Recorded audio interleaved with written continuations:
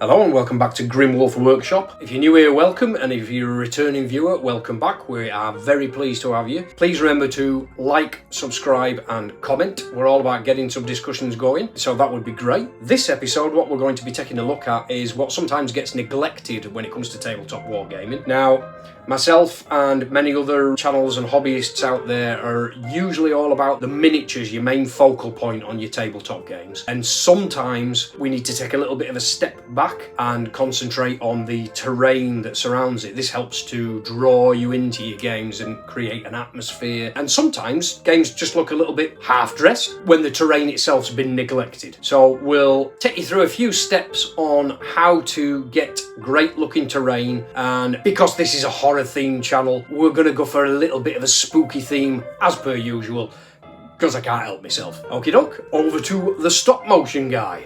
No time to muck about. Let's show you how to get results like these, step by step. Roll credits.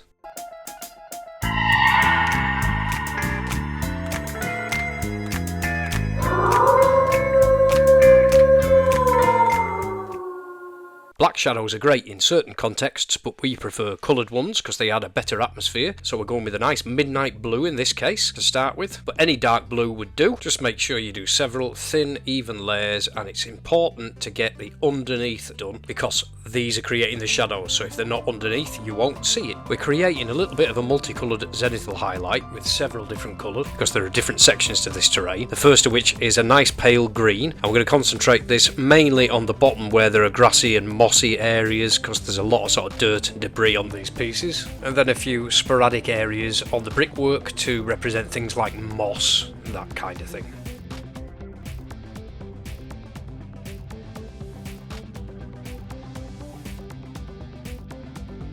Now we'll apply a pale blue, which is nearly a grey, and it will be a nice complementary colour for that dark blue undercoat, but we are going to apply it a little bit more sporadically, the same as we did the green, but it will form the very first steps of our zenithal highlight. We'll follow that on with an actual neutral light grey. This will form the mid-tones of the actual zenith, so it's very important for us to pick a direction here and stick to it the same way that we would do with any other zenithal highlight. You may also notice that we're covering a lot more of these miniatures or models or terrain pieces, whatever you want to call them, with this paint than we did the last. And the final step, as in most zenithal highlights or underpaintings or undercoating, is a pure white. And same as we do normally, we're sticking to exactly the same direction as the pale grey, just covering less. The final step in this phase is a contrast paint called Griff Charge Grey. This is a particular favourite of mine, and it's a slightly off greenish grey, which should add some lovely depth to all of our shadows. And because we've previously applied two different colours underneath our zenith, being the green and the pale blue, it will actually react with this paint and give us slightly different hues. One of the other nice things about contrast paints is most of the time they'll go through your airbrush without even being thinned down, but you should still apply it in the same way that you would any other airbrush paint, which is in thin layers, and then just work your way up if you need more depth. Here we can have a closer look at the way that they've turned out after the priming. The image I've just placed in the top right hand corner is the kind of thing that we're looking to recreate, that kind of ancient brick wall, ancient stone wall really, covered in moss and greenery, nasty sort of dirty broken down look. We're also going to make the bars rusty. Speaking of rust, we're going to start with a nice red brown. We're actually going to sponge this on. This is quicker than the brush, and we can use a little bit less skill than we would with the airbrush to keep it all in one place, so it's a time saving measure really. We can also use this for some beige to go on these skulls. And although the paint is applied smoothly, as you can see, there is still some slight overspill every now and then, so it's a little bit messy. We're going to be using several contrast paints in this process, the first of which is Blood Angels Red, and this is a nice deep rich red, and we're going to use it for that blood pool on this crypt. We'll start to add some depth to these rusty bars using a Gilliman flesh, which may be a little bit difficult for you to read off this pot as I've had written it on. Usually I like to repot most of my paints into dripper pots, save them getting knocked over. So this is basically what's left over that wouldn't go in the last dripper pot, and we're going to just brush apply this to all of those iron bars.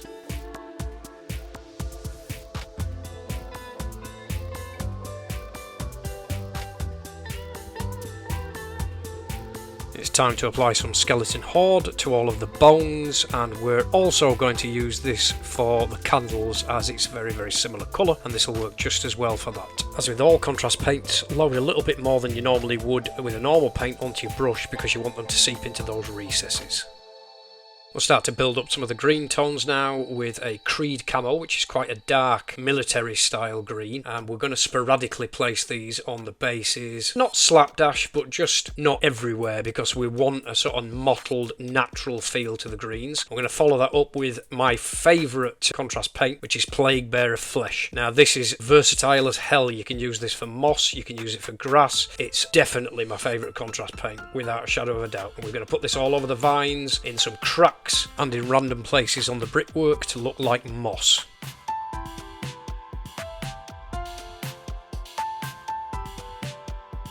Going back to the red brown now, we're going to fill in some more of the metal details that require a little bit more precision with the brush, and this is this kind of banding metal work that's around the top of the walls.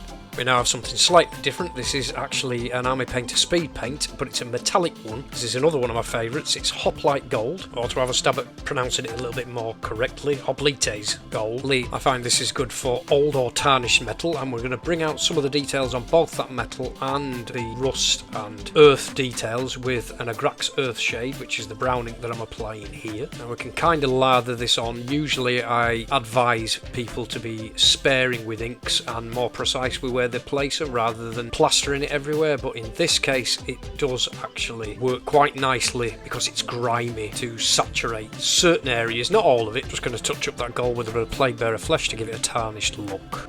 We've now got a nice bright orange to start highlighting some of the rust, and then we'll follow it up with a bit of a pale blue, the same pale blue that we used to undercoat with. This is to clean up some of that sponged on brown that's spilt over, and the technique that we're using here is not quite dry brushing but not quite brush strokes. So this paint is thinned and we're going to layer it up with a flat brush which is suitable for dry brushing, but you may be able to notice that I'm picking out edges and then first with the blade of the brush, if you will, and as the paint depletes on the brush, then it'll get more towards where it's suitable for dry brushing. Dry brushing is a very specific technique, and it can, as the name suggests, look dry, and that's not always a desirable effect. So as you can see here, as I'm carrying on with the white, I am just picking the sharp edges, and then we'll dry brush if and where necessary. So although this might seem like a little bit of a contradiction, and I apologise if the explanation is not 100% clear, I'm kind of dry brushing without dry brushing. I'm starting wet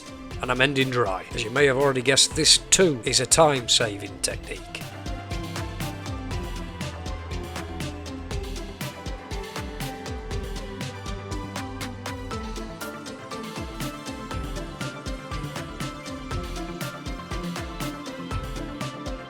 I'm going to try and spruce up that blood pool now with some blood for the blood god, which stays sticky looking and wet and is another great technical paint from Games Workshop.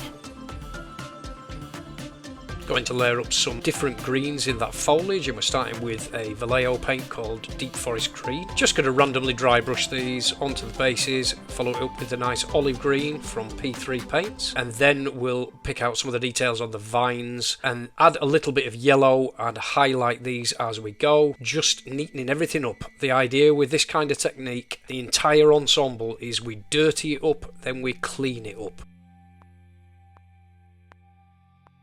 Following suit, cleaning up the bars with more of that red brown, any little areas that have been missed or aren't quite as neat as we'd like.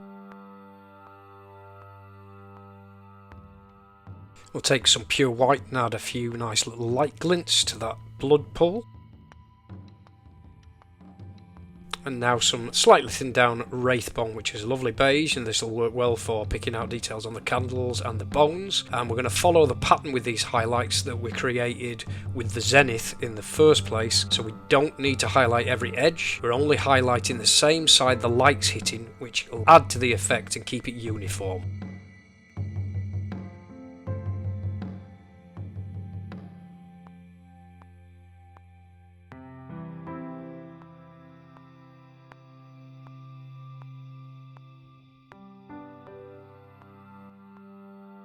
Now I notice at this point that there are some vines that are creeping around some of the bars, so I've taken some more of that olive from earlier. I'm going to start picking these out, and then we'll add a tiny bit of yellow to it afterwards to highlight them. And seeing as I've now mixed that olive with a little bit of yellow and I've got a lighter green, I'm going to take advantage and highlight some of these vines. That way we're not wasting any of the paint and we're keeping everything going in a nice steady workflow. Those of you who are parents will know that time is at a premium, and being economic with it is a skill that doesn't necessarily come without practice. We're covering quite a few different techniques on these terrain pieces, and at the minute we're going to do a little bit of object source lighting, or OSL. We're going to sponge on different colours in order to attempt to create the light hitting the edges of the miniature where the candles are going to project that light. So we're going to basically use two colours, orange and yellow. We're going to start with a darker orange and then we'll blend them together and work our way up to more or less a pure yellow, and then pinpoint the tops of the candles with a little bit of beige right at the top, just to pick out the high points of those tiny flames. This is exactly the same way that we'd create a zenithal highlight. The only difference is that rather than picking a direction usually from above and to one side on a zenith, this is going to be spread from a more centralised and localised area in the middle where those candles are projecting that light. So little, if any, of that light wants to spread outside the confines of that container that those candles are in. And what I'll do afterwards is possibly take a little bit more of the grey or possibly even some white and just neaten up the edges of the overspill just to contain that light within it.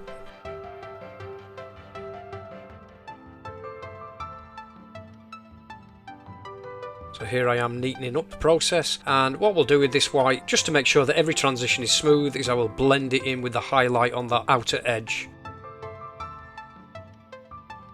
And here we are, picking out the high points of those flames and just skimming over the tops of the edges of some of those candles. This is all using that Wraithbone from earlier. Remember, we're economising with both time and paint here, and we're taking a few cues from the late great John Blanche, who used very restrictive colour palettes. Thank you very much, Mr. Blanche, for all your great work. You'll be missed.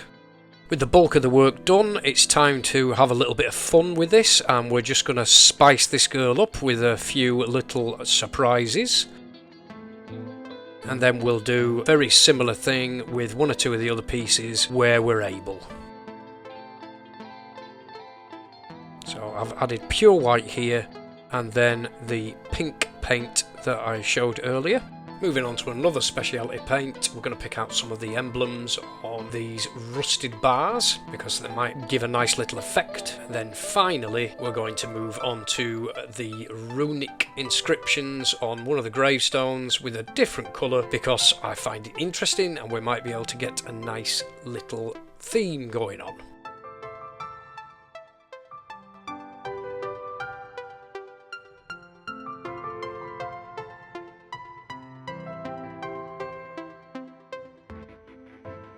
This paint is very thin and I'm just trying to keep it inside the recesses of these runes. We don't want it to overspill too much, otherwise the effect will be ruined when we finally come to showing it off. Time to finally have a look at them under a few different light sources so that you can see all the effects nice and clearly.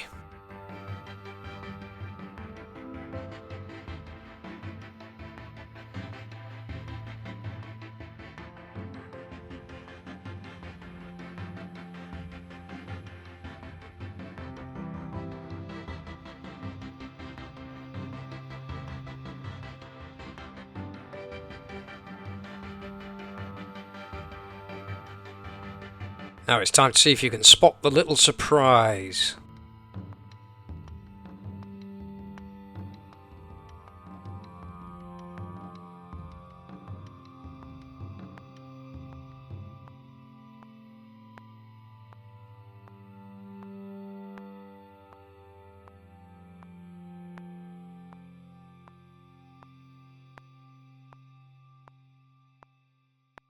Let's see if we can start setting the scene a little better.